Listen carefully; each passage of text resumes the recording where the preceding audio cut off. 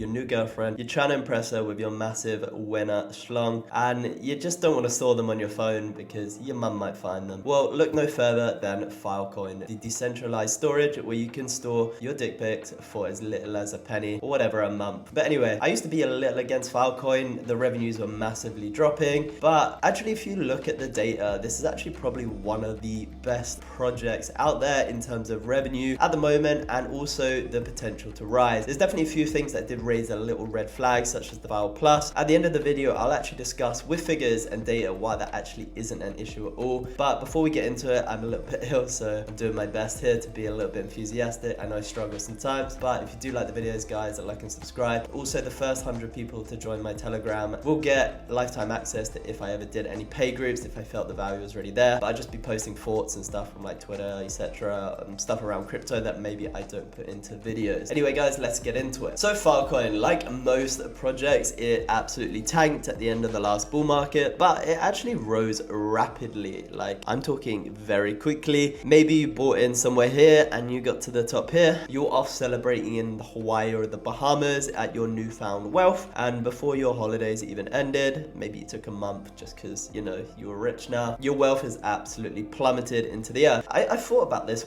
Why? I mean, people are storing junk data on the network and then paying themselves, and like, how would they make money in that respect? Because they're putting their own money out, they're changing it into Filecoin, then they're paying Fil a fee to do that, so they're actually getting less at the end. But actually, it just kind of worked like a pyramid scheme, because if they were buying Fil, it would obviously drive the price up. The person would keep the Fil, so they were just pumping their money in, and they were basically getting it paid it back. But if the price went up, then their Fil token was essentially worth a lot more, and then they could cash out and then basically dump it. So basically just a pump and dump. So the way that Fil beat this is they brought out the Fil Plus scheme, and what this scheme essentially did, it handed out 10 extra rewards to storage providers to store verified data from a client, stuff that essentially wasn't junk data. And because of this, they were just getting so much more rewards from actually storing legit data instead of junk data, and this basically solved the problem of the junk data. But what this also did is absolutely demolish the revenues of Filecoin, because they're subsidizing this data so much. They can also bring down the costs for the client side. When you hear Filecoin is significantly cheaper than other storage providers, it's not because they're the most amazing thing in the world and they've reinvented the wheel, whilst I imagine some of it probably is. Maybe they did half a wheel or something, but they've actually just subsidized that cost significantly and just handing out a lot of rewards. And the purpose of this is, in theory, to basically get those people onto the network, and then they're just kind of too lazy to move their stuff, or they've just kind of become accustomed to Filecoin. Because if someone's using a data storage provider, I mean, how often do you actually move? Like, if you've got all your stuff on iCloud, how much can you be bothered to move it to Google Drive or something like that? It's just a massive effort, right? Like, you're not really going to do that. You got better things to do, and so do these companies. So that's kind of the way that they want to do it. And some people say because of this Fil Plus program, it kind of creates a false economy, that perhaps when they take away that 10 block X rewards, that people are going to be like, well, why the F would I offer my storage when I can just go elsewhere and use my mining power, my rig, etc., to do something else that maybe makes me more money? And that's what I thought initially. Some of you are sitting there like, obviously not, no Filecoin, I've lived and breathed this. Okay, we're gonna get to it. And I just took a look at some of the data around this, and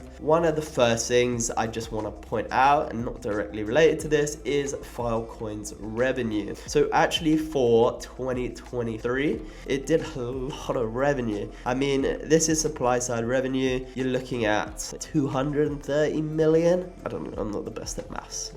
230, 280, around 300 million, which is pretty good. And obviously Dropbox, I looked here, is 2.5 billion. Actually, the revenue was down 37% in Filecoin in the supply side revenue, and the protocol revenue was down 75%. And I guess a lot of that is because they are subsidizing these. They're just paying the suppliers a massive markup to basically host that data. So a lot of it is because they're subsidizing it. And some things will tell you that the revenue is down because of this low demand for decentralized data, which, look at Dropbox's revenue. And I know Dropbox service is a different customer at the moment, but Dropbox's revenue was up 7% 1.6%. And if you're charging fees in theory and your storage capacity is growing, which they are boarding more and more people on, then in theory your revenue is going to go up. So I don't think people are just going to suddenly say, I don't want to store my data, or they're just going to delete it, or kind of unlikely those clients are going to be boarding more. So I think that's not true. I think it's mostly just because they are subsidizing it. And also the Fil is the one that will be, so we can actually see here as well that this is around 4 times this, right? So the USD is 4 times that, and that's because the price of Filecoin was around $4. But if you think about it now, the price has gone a 2.5x. So already this would be up to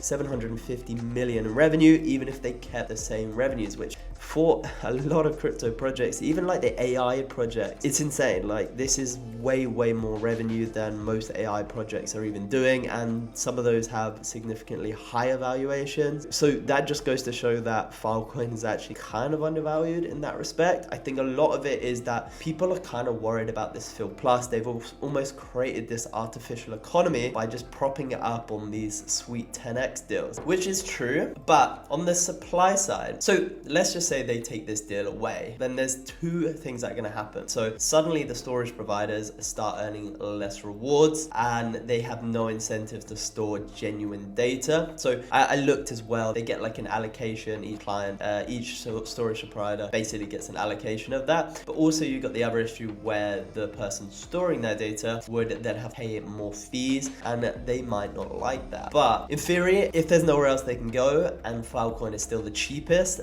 then what else are they gonna do? I mean, they're not gonna find it cheaper anywhere else. They've already got their data stored. It's kind of a hassle. So I feel like that side is kind of covered in a sense. What if the storage providers suddenly say, I don't want to do this anymore because it's just not worth it. You've taken away the 10x rewards. But if you take a look at this, Filecoin has a storage utilization of 0.3%. 95% of those storage providers could go elsewhere and do whatever that they want, because it still wouldn't even utilize most of the network. So I feel like the issue that they have is they just have an issue with the potential of junk data coming back. They take away these rewards, and perhaps they have some way of doing that. There are people within there who are doing the allocations of the block rewards, etc. So there might be some level which those can just verify the data. But I mean, even if you just look at it, if they're doing 750 mil this year, which is pretty crazy. I mean, most people looking at crypto aren't even looking at the revenues, right? They don't give a damn. But when all the dust settles and the bull market kind of ends, it's going to be looking at how much a project is really worth. And if Filecoin is doing this kind of revenue, it's pretty insane. So just a comparison, I mean, Dropbox isn't the right one to really compare it to because they're more like customer side. If you look at Filecoin's roadmap in the milestone 3, continue to enhance programmability on the VM. So in theory, currently a lot of people say that Filecoin is really hard to use. So the only people that they're servicing is enterprise clients, where I imagine they have some enterprise clients on there, etc. I don't know their breakdown, but Filecoin isn't really doing any of that yet of the customer side. So they have a whole nother market they haven't actually tapped into, and you can finally store those nudes. So it's still got a ways to go in terms of development, but the fact that it's doing 750 mil, has a $5.5 billion valuation. Dropbox is doing 2.5 bill, and I mean, we don't know the net revenues. I'm pretty sure the net income for Filecoin is basically 0 probably.